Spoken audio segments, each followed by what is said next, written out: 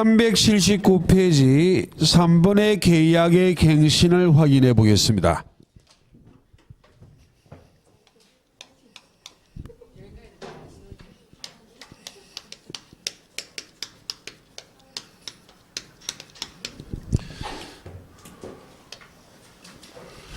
자, 지상권의 갱신은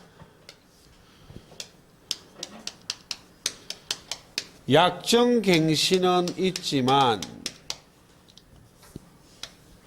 법정 갱신 제도가 없다는 것을 3, 4월 달에 배울 거예요.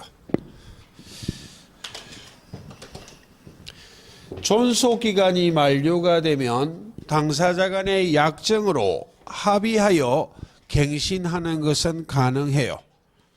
근데 법정 갱신 제도가 없다는 건 나중에 배울 것이고, 오늘 확인할 것은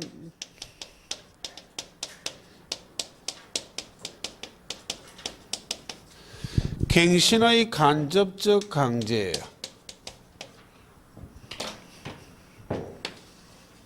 이 부분을 이해를 해 보겠습니다. 자, 갱신의 간접적 강제는 이런 걸 말합니다.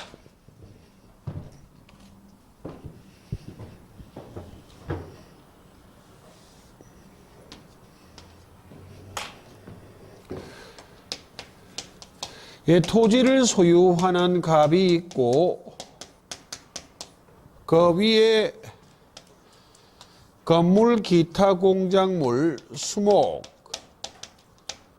즉 지상물을 소유하는 을이 있어요.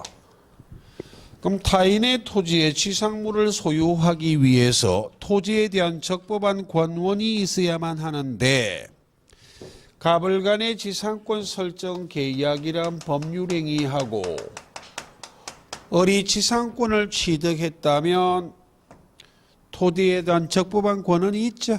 예. 갑이 지상권 설정자예요.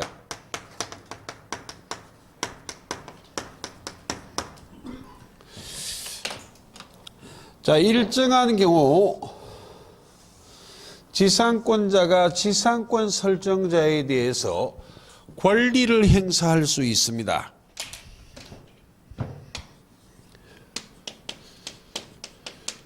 계약을 갱신합시다라고 요구하는 권리, 지상물을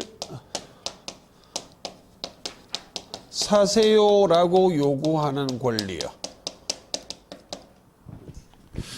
이 두 가지 권리를 행사하기 위해서는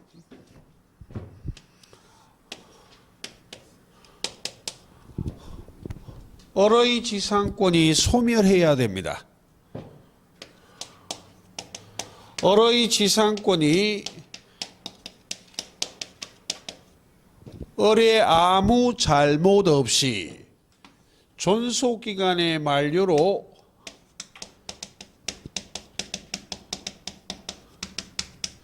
지상권이 소멸해야만 한다. 그럼 앞 시간에 가볍게 했던 지역 지상권 설정 계약함에 있어 치료직업을 약정했는데 을이 갑에 대하여 지상권자가 지상권 설정자에 대해서 치료직업을 2년 이상 연체하여 지상권 설정자가 지상권 소멸 청구하고 지상권자의 잘못으로 지상권이 소멸됐을 때에는 이 녀석 뭘 잘했다고 권리 인정하느냐고.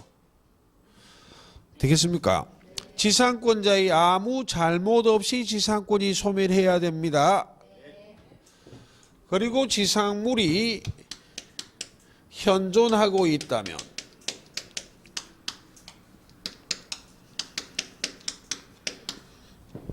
이런 지상물이 그대로 남아있다면 제1차직으로 무엇을 행사할 수 있고 계약 갱신 청구요. 제2차직으로 지상물 매수 청구해요. 계약 갱신 청구하지 않고 곧바로 지상물 매수 청구하는 경우는 없어요. 계약 갱신을 청구했는데 지상권 설정자 갑이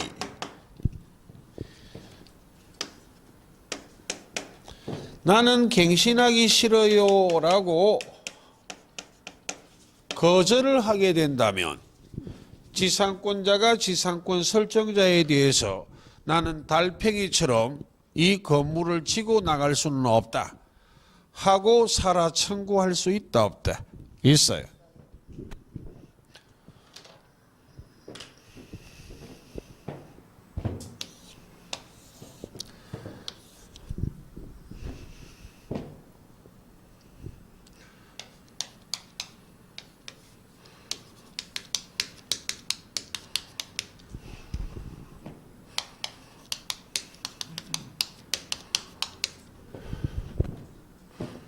권리의 종류 우리 시험범위 아니에요. 예, 가볍게 한번 들으시면 돼요. 청구권, 형성권을 비교하는 것은 청구권은 거절할 수 있어요. 형성권은 거절 못해요. 왜? 형성권이란 권리를 가진 자의 일방적 의사표시만으로 그 효과가 생겨버린다고. 상대방의 동의를 요하지 않기 때문에 상대방은 거절하는 건 허용한다 안 한다? 안 해요. 그런데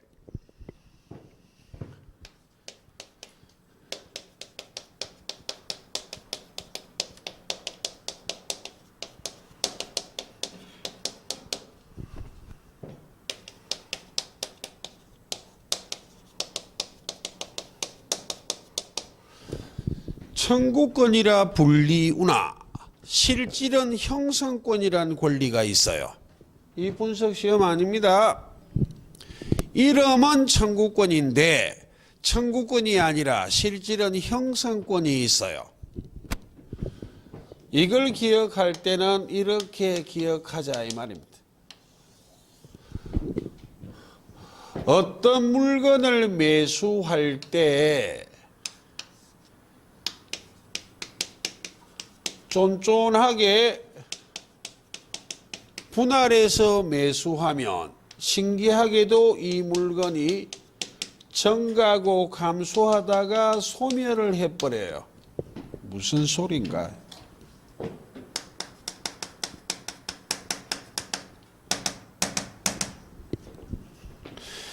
분할, 매수, 정감, 소멸 청구권은 이름은 청구권이지만 실질은 무엇이다? 형성권이에요. 물론 이 중에 청구권이 하나 있지만 우리 시험에 큰 의미 없어. 큰 줄기만 가볍게 한번 기억해 보자는 취지요. 그럼 여기에 갱신 청구권은 있다 없다? 없잖아요. 갱신 청구권은 무엇이지만 청구권이지만 매수 청구권은 무엇이다? 매수 청구권은 무엇이라고요? 그래서 갱신 청구권은 청구권이기 때문에 무엇할 수 있지만 매수 청구권은 형성권이기 때문에 거절할 수 없으므로 이와 같은 절차를 거쳐 지상물 매수 청구하면 설정자는 지상물 사야 됩니다.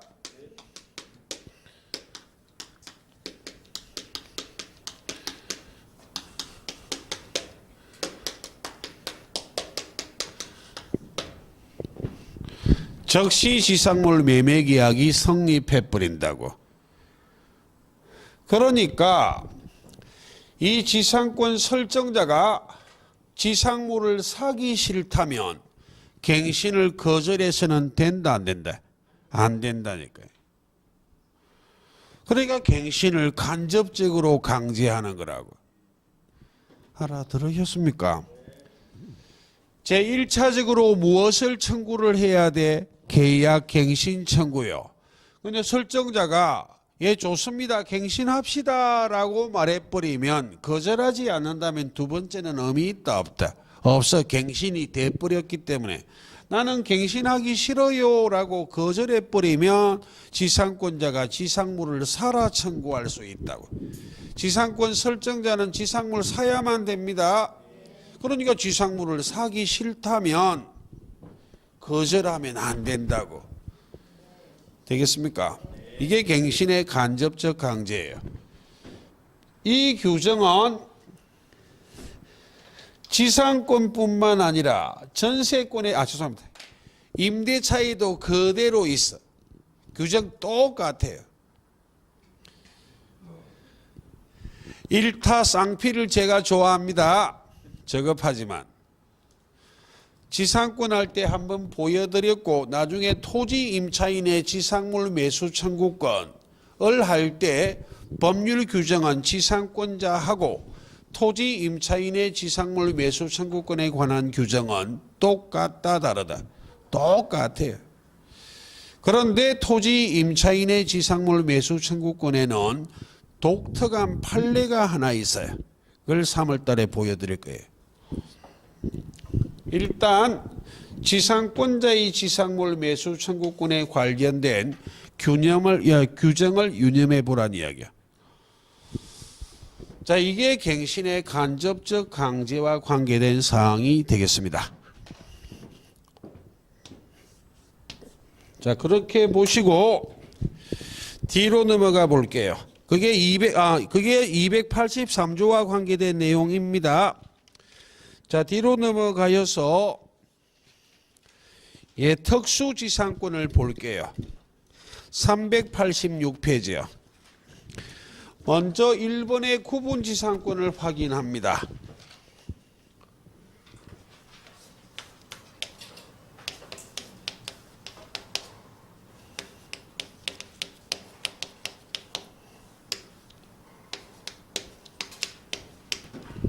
구분했다는 말이에요.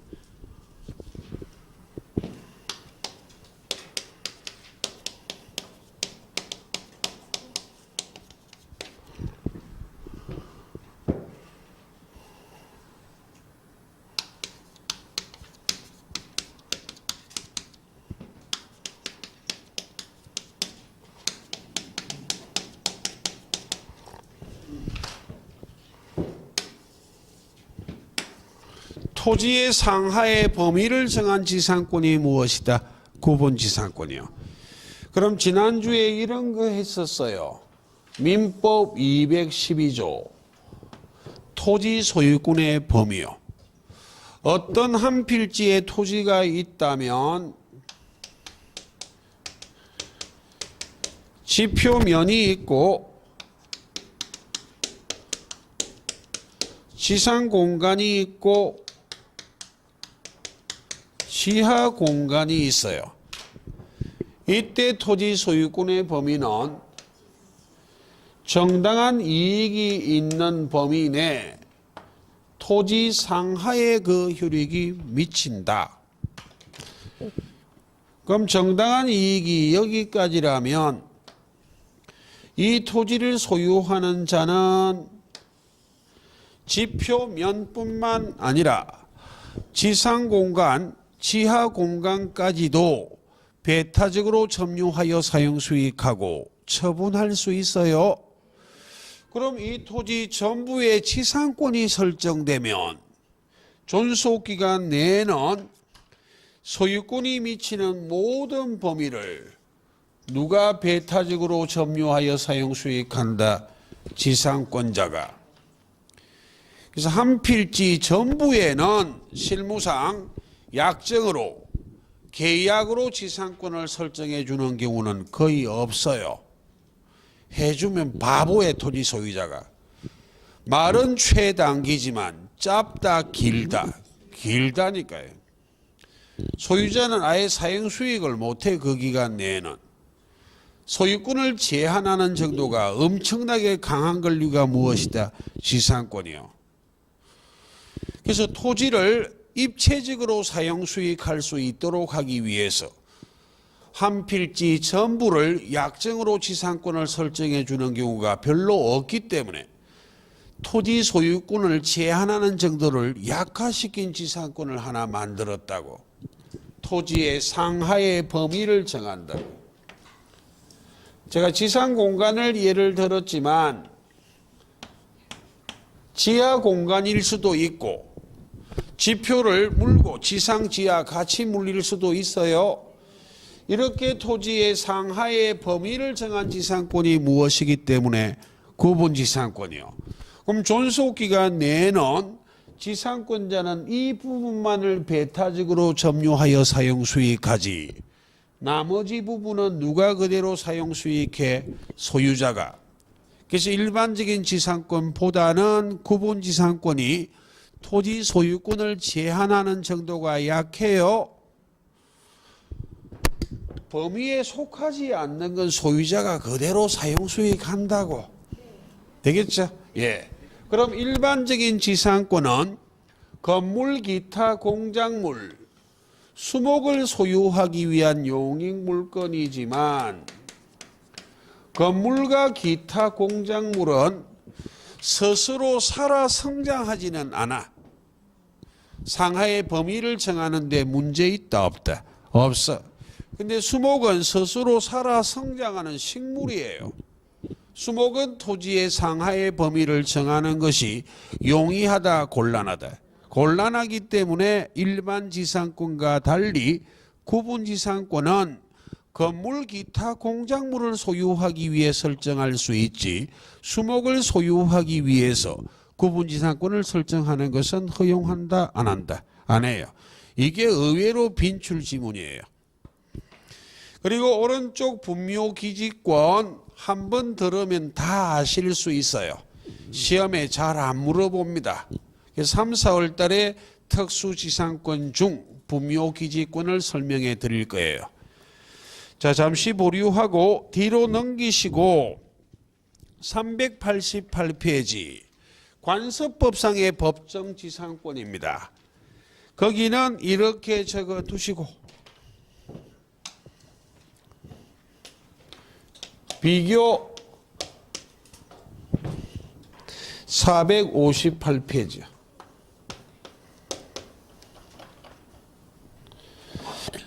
458페이지를 먼저 볼게요.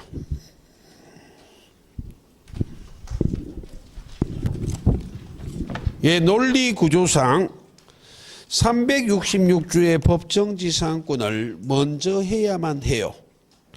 458페이지를 보면 366조의 법정지상권이 나와 있죠. 예, 366조의 법정지상권은 지상권에서 서술하지 않고 저당권에 서술하고 있어요. 지상권인데도. 왜?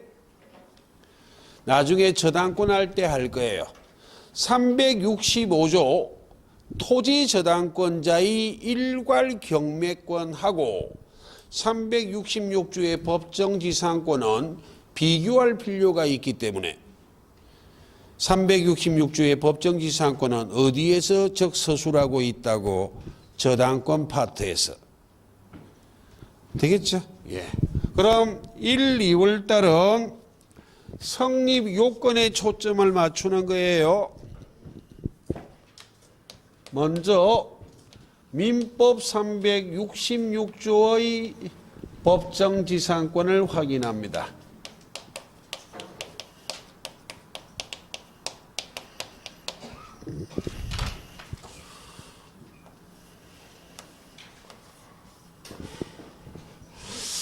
예, 어떤 요건하 366조의 법정지상권이 성립할 것인가? 성립 요건 세 가지를 기억합니다.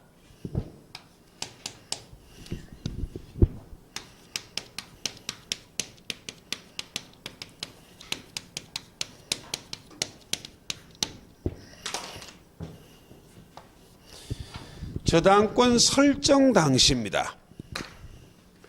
설정, 취득, 성립 이 세 단어가 똑같은 말이에요. 자, 예습이요. 갑이 저당권 설정자고 을이 저당권자예요. 저당권 설정자가 저당권자에게 저당권을 설정하였다. 그러므로 저당권자가 저당권을 취득하였다. 그러므로 제3자가 바라볼 때 저당권 설정자 소유 부동산의 을의 저당권이 성립하였다. 누구의 시각에서 바라보는지 거기에 따라 설정, 취득, 성립 이렇게 말해요. 됐습니까? 설정, 취득, 성립 같은 말입니다. 저당권 설정 당시에 토지 위에 건물이 존재해야만 한다. 더 줄이면 건물은 그 대지, 토지를 떠나 존재할 수 있다 없다? 없어. 건물이 공중에 둥둥 떠다닐 수는 있다 없다? 없기 때문에 줄이면 저당권 설정 당시에 건물이 존재해야만 한다. 됐죠? 두 번째,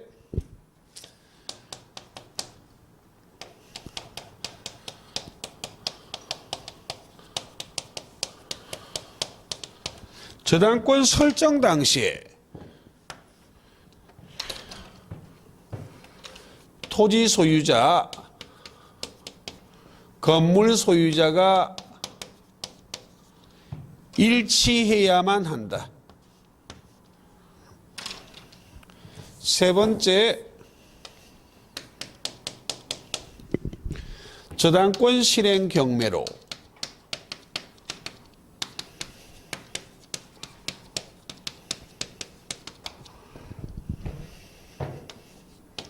토지 소유자,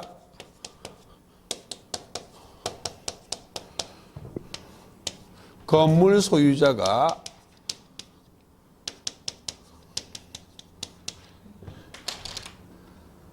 달라져야만 한다. 이 세 가지 요건 하 민법 366조는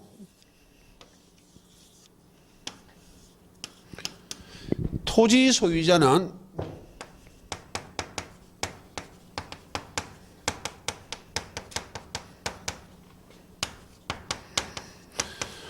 건물 소유자를 위하여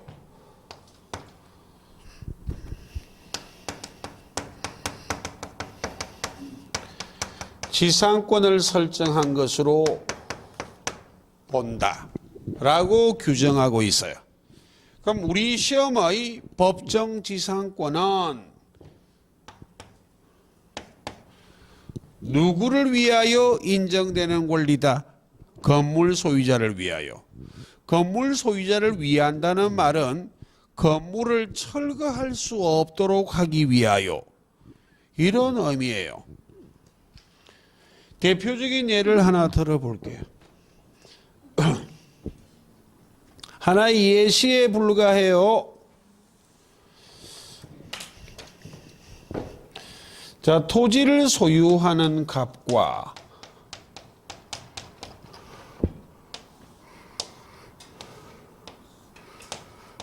건물을 소유하는 갑이 있어요. 토지를 하든 건물을 하든 똑같아요. 가령 예를 든다면 이 상태에서 을에게 토지 저당권이 설정되었어.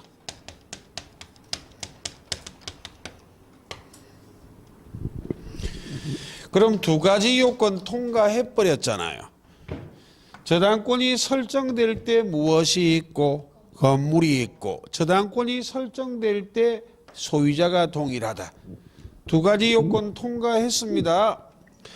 차후 만약 채무자인 갑이 채권자 저당권자인 을에게 채무를 변제하지 않는다면 이 토지 저당권자는 경매를 신청할 거 아니냐고. 토지 경매요. 경매를 신청하면 누군가 낙찰받는 자가 등장할 거 아니냐고. 되겠습니까? 낙찰자는 낙찰 대금을 완납한 때 등기할 필요 없이 토지 소유권 취득했습니다. 그래서 결과적으로 건물 소유자는 갑, 토지 소유자는 누구? 병. 갑과 병 사이에는 지상권 설정 계약이란 합의한 적이 있다 없다. 합의한 적이 없기 때문에 결과적으로 타인의 토지에 적법한 권한 없이 건물을 소유한 결과가 돼버렸다고. 되겠습니까? 타인의 토지에 적법한 권한 없이 건물을 소유한 결과가 돼버렸기 때문에 이런 권리를 인정하지 않는다면 토지 소유자는 갑의 건물을 철거 청구할 수 있어요. 건물이 철거가 돼버리면 건물 소유자의 경제적 손실이 큰 것은 말할 필요도 없고 사회 전체적으로 바라볼 때도 경제적 손실이 크다 적다 크잖아요. 그래서 이 건물을 철거하지 못하도록 하기 위하여, 즉 건물 소유자를 위하여 토지 건물의 소유자가 지상권 설정 계약이란 합의한 적이 없음에도 불구하고 법률 규정이 지상권을 설정한 것으로 본다라고 못 박아 버렸다고요. 되겠습니까? 그랬기 때문에 이 토지 소유자 입장에서는 얼마나 가혹하냐고. 자기가 원하지도 않았는데 법률 규정에 따라 지상권이 성립해버렸기 때문에 너무너무 억울하기 때문에 약정지상권과 달리 법정지상권을 취득한 자는 토지 소유자에게 반드시 무엇은 지급해야 돼? 지료요. 그 말입니다. 그때 지료의 결정은 당사자 간에 협의하여 결정하는 것이 원칙이지만 실무상 협의는 거의 잘 성립하지 않습니다. 토지 소유자는 지료를 엄청 요구하는 게 일반적이에요. 그럼 건물 소유자가 무작정 끌려갈 수는 없지. 협의가 성립되지 아니하면 당사자 청구에 따라 누가 지료를 결정하라고 돼 있다? 법원이요. 실무상은 주로 법원이 지료 결정합니다. 그 말입니다. 이게 법정지상권이에요. 대표적인 예를 하나 보여드렸고 나중에 판례들을 확인할 거예요. 366조는 물권법 강행규정이란 건 기본입니다. 강행규정이기 때문에 이와 같은 요건만 갖추면 무조건 성립해야 돼. 이와 같은 요건을 갖추지 않을 때는 무조건 성립 안 해야 된다고. 그런데 독특한 판례가 딱 2개밖에 없어요. 요건을 갖추고 있는데도 성립하지 않는다는 판례 하나, 요건을 갖추지 않았는데도 성립한다는 판례 하나, 그 2개를 제외하고는 단계별로 대입을 하면 돼. 그럼 성립 여부를 알 수 있다고. 그럼 한번 해보자고요. 토지의 저당권이 설정된 후 건물이 신축되었다 라는 말이 오면 성립 불성립 그거로 끝이에요. 더 이상 안 읽어본다고. 나대지의 저당권이 설정된 후 건물을 신축하였다. 첫 번째 관문 통과 안 하면 둘째는 판단 자체를 안 해요. 성립하지 않는다로 끝. 토지의 저당권이 설정될 때 건물은 있었지만 토지 건물의 소유자가 다르다. 이렇게 등장하면 성립하지 않는다로 끝이에요. 더 이상 판단한다 안 한다? 안 한다고. 그리고 저당권 실행 경매로 소유자가 달라져야만 해요. 다른 원인으로 달라졌을 때에는 절대로 366조의 법정지상권은 성립한다 안 한다? 안 해요. 경매도 여러 가지입니다. 민사집행법에 규정하고 있는 담보권 실행 경매, 달리 임의 경매요. 이걸로 소유자가 달라져야만 되지, 강제 경매라든지 국세징수법에 의한 공매라든지 매매라든지 정여라든지 기타 원인으로 소유자가 달라진 것은 366조의 법정지상권은 성립한다, 안 한다? 안 해. 소유자가 달라지게 된 원인은 딱 하나예요. 그래서 366조의 법정지상권의 성립 요건이 너무너무 엄격해요. 이해하라 적은 거에 파란 거를 시험에 물어보는 거 아니에요. 건물을 철거할 수 없도록 하기 위해서, 건물 소유자를 위해서 366조의 법정지상권을 규정했는데도 이 세 번째 요건 때문에 성립하는 경우가 실무상 많지 않아요. 그럼 건물의 존립이 위태롭다고. 그래서 할 수 없이 판례가 요건을 완화시킨 거예요. 너무 올라가 버렸네.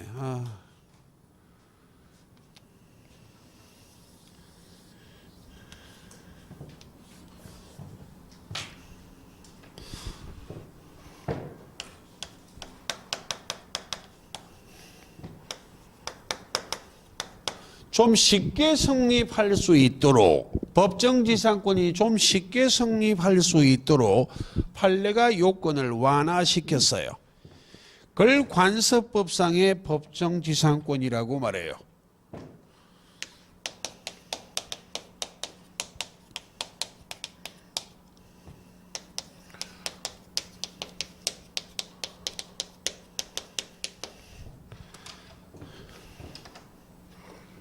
관습법이란 말이 판례가 인정하는 것을 말합니다. 판례가 인정한 관습법상의 법정지상권은 좀 쉽게 성립할 수 있도록 요건을 완화시켜 놓고 있어요. 처분 당시에 처분할 때, 여기에 처분이란 매매 기타 원인을 말해요. 매매 외에도 많아요. 그래서 줄여서 매매 등이라고 표현해요. 처분 당시에 토지 소유자와 건물 소유자가 일치, 동일하면 돼요. 처분으로, 매매 기타 원인으로, 매매 등으로 토지 소유자,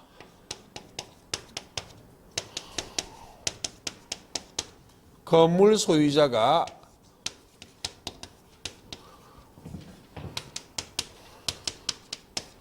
달라져야만 해요. 그리고 건물 철거 특약이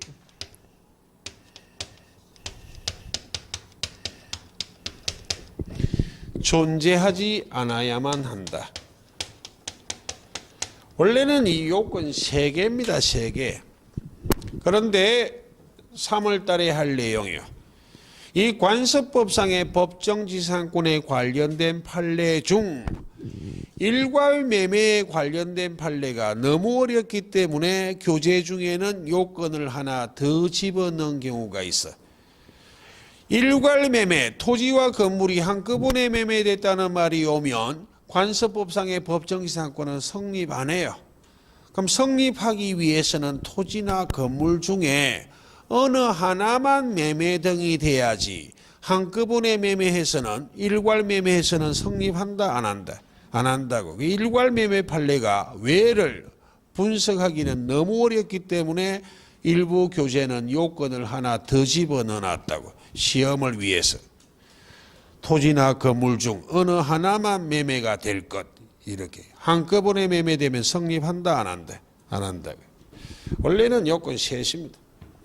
아, 말을 하다 말았네. 이와 같은 요건 하 토지 소유자는 건물 소유자를 위하여 지상권을 설정한 것으로 본다는 게 대법원 판례입니다. 그래서 366조의 법정 지상권은 소유자가 달라진 원인이 딱 하나, 저당권 실행 경매만이에요. 그게 요건이 너무 엄격하기 때문에 10여 가지로 확 뻥튀기를 해버린 게 판례예요. 처분, 매매 기타 원인이요. 그럼 처분, 매매 기타 원인이 무엇인지 모두 기억 안 해요. 별의별 게 다 있다 이렇게 생각하면 돼요. 정연은 매매 아니잖아요. 그것도 포함돼. 그래서 나중에 매매 기타 원인에 포함되지 않는 몇 개를 기억할 거예요. 그 대표적인 게 무엇이다? 저당권 실행 경매란 매매는 366조의 법정지상권이 성립하기 위한 요건이지 관습법상의 법정지상권이 성립하기 위한 매매 기타 원인에 포함된다 안 된다? 안 된다고요. 그래서 이게 해당되지 않는 것만 기억할 거예요. 되겠습니까? 몇 개 안 되기 때문에 해당되는 걸 다 기억할 필요는 없다. 그래서 너무너무 쉽게 성립합니다. 토지나 건물 중에 둘 중에 하나만 팔아버리면 성립해버려. 특별한 경우 외에는. 왜? 대표적인 맛 한번 볼까요? 토지를 소유하는 갑이 있고 건물을 소유하는 갑이 있어요. 특별한 사정이 없는 한 토지 소유자, 건물 소유자는 일치하는 게 일반적이잖아. 간혹 일치하지 않는 경우도 있을 수는 있지만 근데 이 상태에서 갑을이 건물만 매매해버렸다고. 그럼 소유권 이전 등기하면 건물 소유자는 을이 돼버린다고. 그럼 따져보자고요. 매매 등을 할 때 소유자 동일하고 매매함으로 토지 건물의 소유자가 달라졌고 이 사례는 건물 철거 특약이 없는 사례예요. 건물만 매매했는데 이 매수인들이 건물 철거 특약하면 미친 거 아니냐고. 취미생활이 건물만 사서 때리 부수는 게 취미 모양이래. 이건 건물 철거 특약이 없는 사례예요. 그럼 얘는 무엇을 취득해버린다고? 관습법상의 법정지상권을. 너무너무 쉽게 성립하는 게 또 문제가 생겼다. 그래서 366조는 간단해요. 요건만 기억하면 구분능선 넘어가 버린 거예요. 다만 예외적인 판례 2개만 기억하면 돼. 그런데 이건 어렵습니다. 왜 어려운가? 판례가 요건을 완화시켜 놓고 보니까 이번에는 반대로 너무너무 쉽게 성립해. 너무너무 쉽게 성립한다는 말은 토지 소유자에게 너무 가혹하다고. 그래서 판례가 요건을 갖추고 있는데도 이와 같은 경우에까지 관습법상의 법정지상권의 성립을 인정할 수는 없다 하는 판례들이 몇 가지 터져 나왔기 때문에 이건 요건만 기억해서는 안 되거든요. 그래서 이게 좀 어렵다고. 근데 어려운데 시험은 쉬워요. 웬 개변? 너무 어렵기 때문에 분석 불가능한 것은 정답을 바로 찍어버릴 거예요. 이건 이렇게 가야 됩니다 라고 말하는 건 시키는 대로 오면 문제 다 풀어요. 예. 그래서 너무 어려워서 문제 풀기는 쉬워. 쓸데없어 그래. 너무 부담 갖지 말라고. 관습법상의 법정지상권이 성립하기 위해서 첫째는 요건 갖추어야 되지만 요건을 갖추지 못한 것은 성립 안 한다로 가면 돼. 근데 요건을 갖춘 것 중에도 판례가 성립 안 한다는 판례가 몇 개 있어요. 시험에 자주 등장하는 것은 3, 4월 달에 어느 정도 이해를 시키고 문제 풀이할 때는 그냥 이해고 뭐고 필요 없이 핵심적인 단어로 성립, 불성립을 결정해 버릴 거예요. 예, 그렇게 하면 돼. 예, 오늘은 요건을 한번 눈여겨보시라. 그럼 305조의 법정지상권 한번 해볼게요.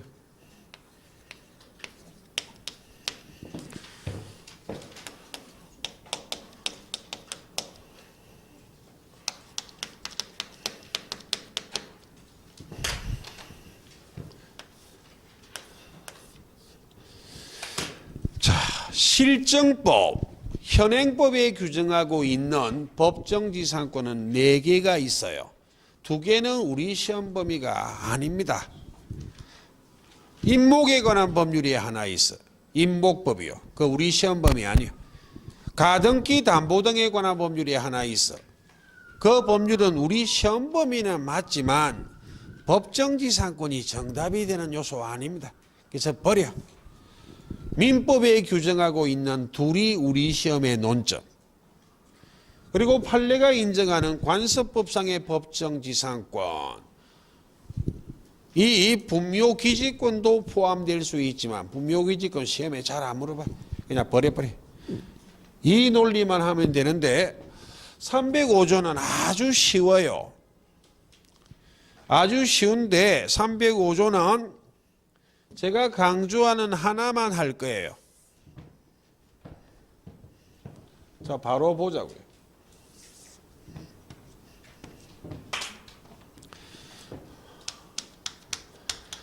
토지와 건물을 소유하고 있는 갑이 있어요. 그런데 이 건물에 을에게 전세권을 설정했다고.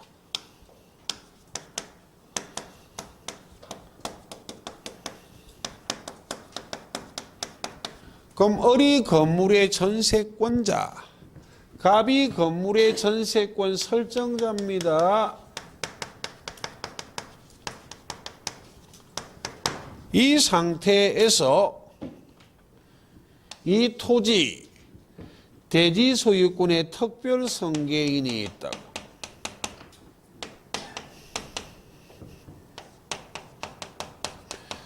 특별 승계인의 가장 대표적인 예가 매수인이라 그랬습니다.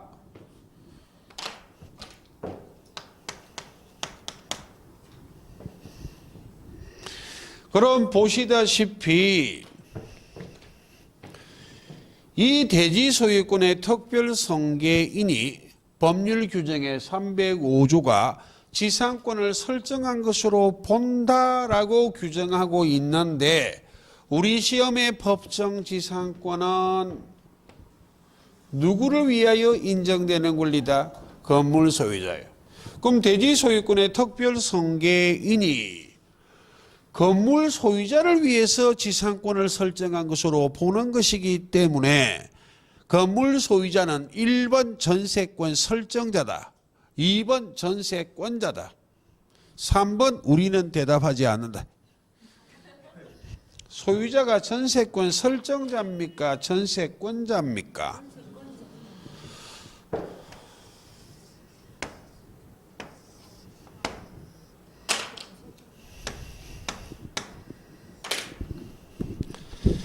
에이, 전세권자가 건물 소유자면 전세권은 혼동으로 소멸해요. 그럼 이렇게 볼까요? 여러분이 건물주예요. 제가 전세권 취득했습니다. 여러분 전세권 설정자. 전세권자인 제가 건물 소유자라고요. 예, 알았습니다. 전세권 설정 좀 해주세요. 전세권 설정자가 건물 소유자지. 누구에 대하여? 전세권 설정자에 대하여. 변화되는 건 이거 왜 없어요? 305조는 절대로 암기하지 않아요. 그럼 305조를 한번 볼게요. 전세권에 있어요. 자, 305조가 어디가 버렸나? 예, 고맙습니다. 411페이지 305조 제1항이요. 다른 규정 가볍게 보는 것이지 기억할 가치 없어요. 대지와 건물이 동일한 소유자에 속한 경우 건물의 전세권을 설정한 때 그 대지 소유권의 특별 성계인은 자 언더라인 전세권 설정자에 대하여 가로는 끊지 마시고 시험에 건물 소유자 이렇게 안 와요. 법 조문에 건물 소유자라 말은 없어요. 저자가 이해하라고 집어넣어놨다. 전세권자가 아니라 전세권 설정자에 대하여 지상권을 설정한 것으로 본다. 그럼 대하여 바로 언더라인한 밑에 적자 전세권자 X. 이 305조의 법정 지상권은 시험에 제법 자주 물어보는데 변화가 되는 것은 누구에 대하여 이 외에는 물어본다 안 물어본다. 전세권 설정자에 대하여 지상권을 설정한 것으로 본다고 가야 되지 전세권자에 대하여 라고 틀린 지문이 자주 와요. 그러니까 이해 좀 하자고. 우리 시험의 법정 지상권은 건물을 철거할 수 없도록 하기 위하여 누구를 위하여 인정되는 권리다? 건물 소유자요. 그러니까 이 경우는 건물 소유자가 전세권 설정자다 전세권자다. 전세권 설정자예요. 누구에 대하여 외에는 변화가 안 생겨요. 예. 그렇게 하시면 되는 것이 305조의 법정지상권입니다. 그럼 특수지상권 중에 관습법상의 법정지상권 366조 305조의 법정지상권을 맛을 봤습니다. 그럼 이번 시간은 여기까지 하고 잠시 쉬다가 398페이지 제3절 취역권 있죠? 예, 거기를 확인하도록 하겠습니다. 예, 잠깐만 쉬겠습니다.